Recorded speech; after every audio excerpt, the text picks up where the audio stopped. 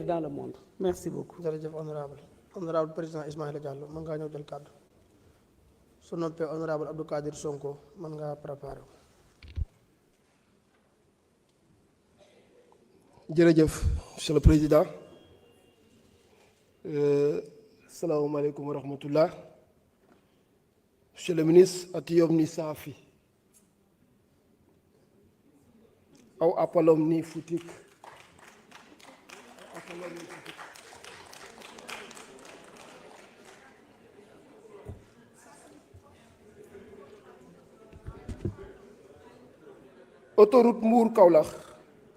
autoroute Mbour Kaolack boo seetloo monsieur le ministre dafa traverser le département de Guinguinéo mu ngi diggante commune Xelkom Birane ak commune Mbadakhoune da nga fa ñëwoon sax ba nga fa ñëwee nag waa Guinguinéo yëpp tëb ne waaw ministre bi ñëw na fa yow lu tax ñëwoo fa mënoon nga ma ci dimbale pour ma mën a def contrôle de l'action du gouvernement xam naa ne on va rectifier tout cela mais bëgg naa population yi nekk foofu bu ñu amee ay travaux yu fa def mu mun leen impacter sur la création d'emplois c'est-à-dire bés bu ñu demee ba di ko exploiter au moins ñi jël ñi nga xam ne ñoo fa dëkk et puis en termes de recettes également les mairies itam ñu am lu ñu mën a capter. am na benn route buy jógee Kaolack jaar Colongaan Daaru Baak Samba Dior dafa bëri accident demoo ñëwoon nañ fa nag ba def ay délimitation pour ralentisseurs yi ah panneau moo desoon boobu ba tey c'était avec l'AGEROUTE gis naa ne AGEROUTE nekkatul ci yow. transport maritime yow yaa ko yor wala yoroo ko boo ko yorul lan moo tax yoroo ko parce que pour plus de cohérence yaakaar naa ne war nañ la ko mën a jox. société Dakar Dem Dikk waa Guinguinéo ñoom it dañuy dem di dikk léegi transport interurbain sax la ñu wax normalement tur bi war na changer pour tudd si je me trompe pas Sénégal Dem Dikk je pense c'est beaucoup plus cohérent. autorité des aéroports du Sénégal mu ngi présidence pourquoi joxuñu la ko pour man pour plus de cohérence tamit dañ la ko war a jox. Grand Train du Sénégal man jusqu'à l'âge de 15 ans man mosuma dugg oto jusqu'à l'âge de 15 ans mosuma dugg oto train rek laa xamoon kon waa Guinguinéo train rek la ñu xam. màggal Touba yi passé dañ leen annoncé woon ne train bi dina mun a daw mu nekk def tollé biir Guinguinéo après sax kontaanuñ ci parce que mujjul am màggal gi passé aussi tam xaar nañ ko amul bugg nañ nag wax dëgg yàlla train bi avec ton homologue ministère des infrastructures ngeen mun a travailler loolu ba train bi mun a daw Guinguinéo bu dawee Guinguinéo desservir les 14 régions je pense qu'on aura réussi quelque chose. bon dans le cadre de l'intégration africaine madame Mbacké wax na ko léegi pourquoi duñu jéem a wut benn ci zone UEMOA bi ñu mun a am suñu compagnie aérienne ensemble yaakaar naa ne ASECNA war na mun a liggéey loolu pour que mu mun a am. Voilà je le disais Kaolack dafa bëri embouteillage je pense que foofu aussi tam war nañ mën a travailler ak le ministre de l'intérieur pour que vraiment ñu mën a def déguerpissement yi war pour donner beaucoup plus d'espace te ñu bàyyi xel aussi tamit les gros porteurs maliens lu leen neex la ñuy def ci l'autoroute bi nga xam ne moom mooy dem Mbour fu leen neex la ñuy garer et ainsi de suite merci beaucoup. jërëjëf honorable Abdou Kadir Sonko mën ngaa ñëw jël kàddu su noppee honorable Ousmane Sonko mën ngaa wàcc.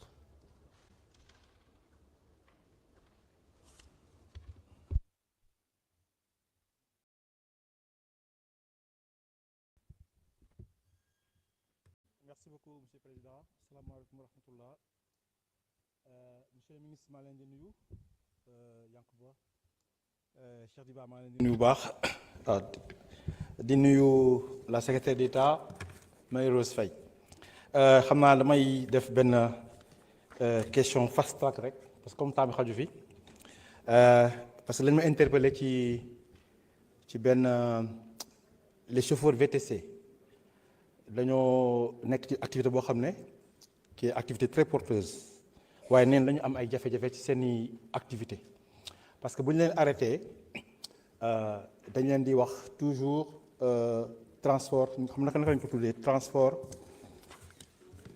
voilà c'est transport irrégulier te loolu bien qu'ils sont en irrégulier mais duñu mën prouver que le transport ils sont pas en transport irrégulier te loolu ñoom nee nañu am na lu ko mën a régler dafa am benn décret boo xam ne je pense que Macky Sall moo ko signé woon qui est le décret 2024-847, qui est relatif à la réglementation des plateformes numériques et de l'exploitation des VTC.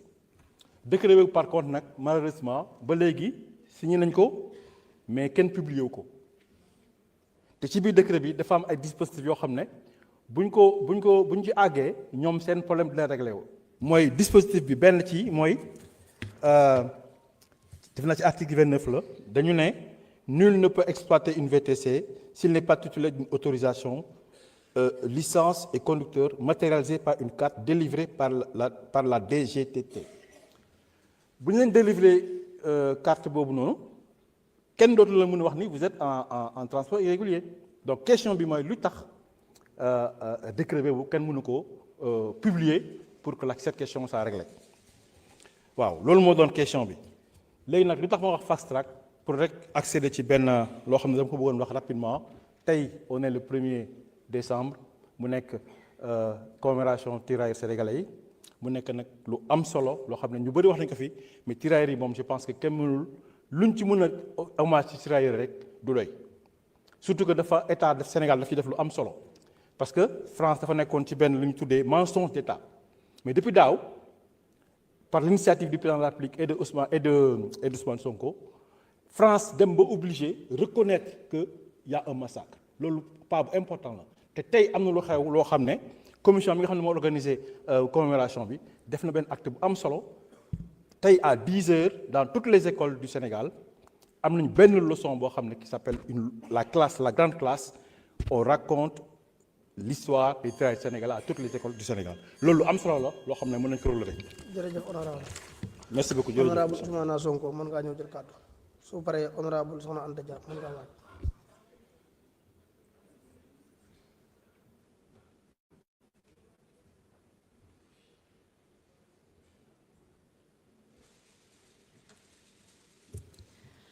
Merci beaucoup, Monsieur le Président. Assalamu alaikum. Monsieur le ministre, Ndiom ne Safi. Di Saf Kanji la koto ñaaburam. Bëggoon naa wax tuuti rek en wolof, mais puisque temps bi doyul, may leen ma ko rek ma wax ak sama mbokk bi ñu nay. Donc, Monsieur le ministre Ndiom ne Safi, nous kontaan eringulo njiringulo ñaadede. Monsieur le ministre, ni commission ni sanken mati la vétusté du parc automobile, surtout dans le département de Bignona. Lati sankeni lati njibile regi mais aw fanginu jukoro mati si woto samine tay ni département de Bignona si woto san manje si fallen momak. Du coup c'est vrai wu nga raw jakut mais tamit wa fa manu causer accident woyno mi si woto samine tay ni département de Bignona si pio ndax nan somine tay ba jaat peut-être wolu buké woli ku ñil wala woli ba bajuti. Donc moi kami ñom né lawi en collaboration avec le Fonds de développement terrestre man jikan ka sensibiliser les chauffeurs parce que déjà dans chaque gare routière ku chauffeur ko do man ko organiser en GIE. Jimik ni les GIE ce qui la sati les transporteurs man ji ngolen ji juk bu jibile ka changer le parking automobile yati les départements.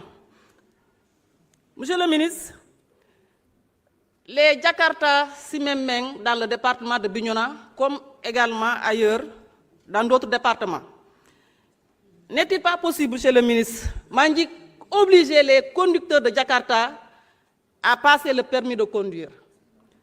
Parce que nous avons un permis de conduire, permettez man pour éviter beaucoup d'accidents, chaque jour que Dieu fait, les accidents se produisent au niveau des départements. Monsieur le ministre, nous sommes également en commission mati le transport urbain à Bignona, dans les communes de Bignona et de Tangori. Ñeni mamang man napi ou pour mi ou kamile te mandat kuban ni ko ne monsieur le ministre Yankuba Diémé o ngarlu mi le transport urbain si woto sous si bi so sa ñane te Tangori Bignona wala mante ba ku tengo wala ba bay ni ko ne monsieur le ministre Yankuba Diémé o ngarlu so dans le département de Bignona yo woli boku ne law yo parce que wafanu manje nu gagal ni les accidents causés par les Jakarta pourquoi mati bu kana ko bajtu choix entre engar un bus urbain ou bien engar Jakarta, parce que les taxis sont trop chers dans le département de Bignona. Donc yo woli boku ne law yo fanfang, mais également ni la ñira pole mati la ligne yati Bambilor ko ni ci benenin une ligne de Dakar Demdik, parce que les clients ku jupo jupo di bu ngarab ban les lignes Samba mi si ajuti. Je vous remercie. jërëjëf honorable soxna Anta Dia mën ngaa ñëw jël kàddu su noppee honorable Anne Maria Sintine mën ngaa waajal.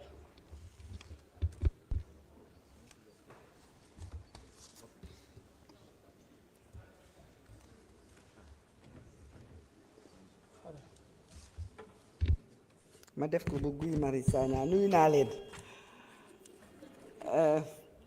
donc man sama collègue Fatou Ngom wax na ci chauffeuru taximan yi moo doon li mu gënoon bëgg a développer, mais elle a bien traité le sujet et j'espère que di ngeen dégg li mu wax ci problème mu taximan yi entre ñoom ak waa Yango yi, la concurrence déloyale qui existe entre ces deux entités là, essayer de régler seen problème.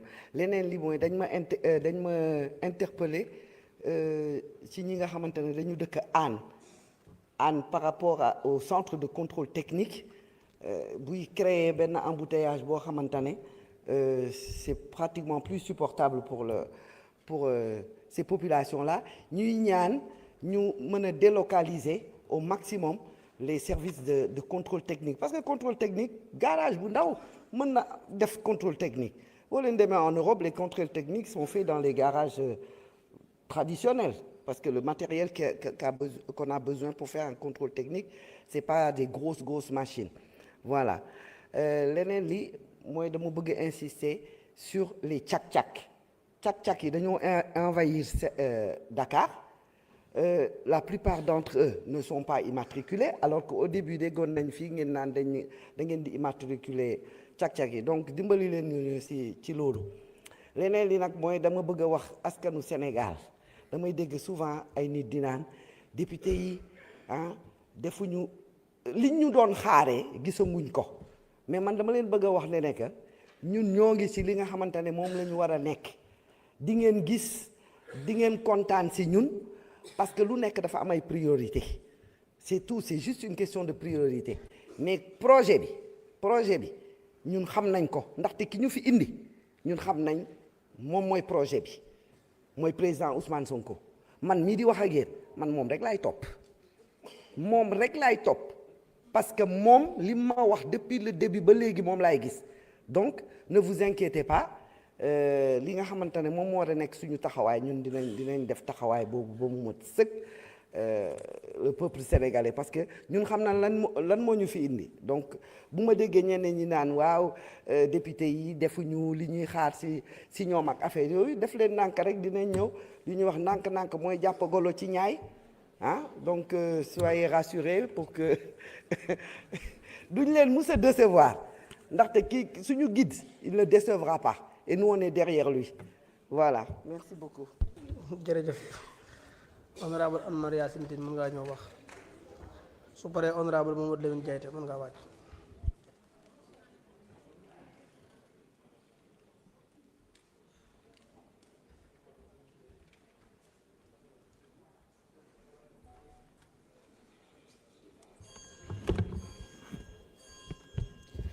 Merci président.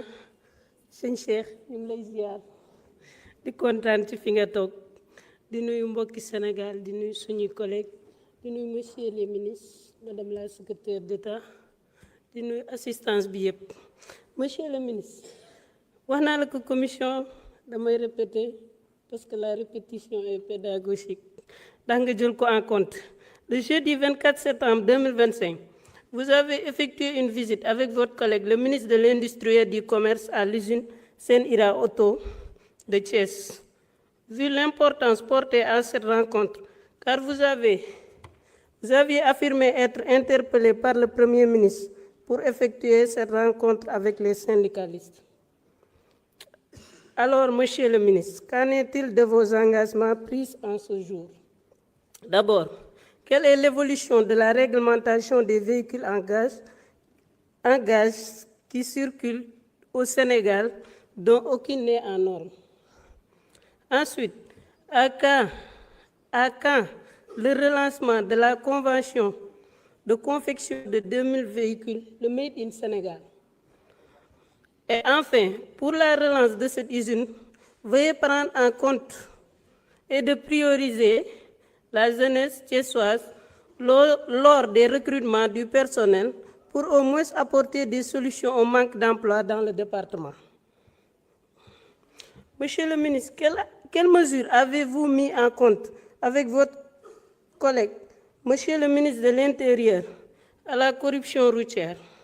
Monsieur le ministre, je pense que kenn mënu génn Dakar dem ci beneen région te jaarul région bu Thiès léegi yow entrée Thiès montage police bi nekk ci rond-point boo jógee ci autoroute bi je pense que war nga ko gis corruption bi fa nekk c'est pas digne au nom du peuple sénégalais la fa nekk moom c'est à corriger moo tax nous vous interpellons pour des solutions rapides à ces actes de corruption car ils érodent la confiance des citoyens envers leurs dirigeants et institutions loolu war nga ko jël en compte. Aussi am nañ ay yóbbante ci suñu collègue wax nañ ko ba pare mooy la concurrence entre les taximans ak Yango. Merci de régulariser la situation. Merci. jërëjëf honorable Mamadou Lamine Diaité mën ngaa ñëw jël kàddu su noppee honorable Samba Diouf mën ngaa waaj. honorable Samba Diouf mën ngaa ñëw jël kàddu.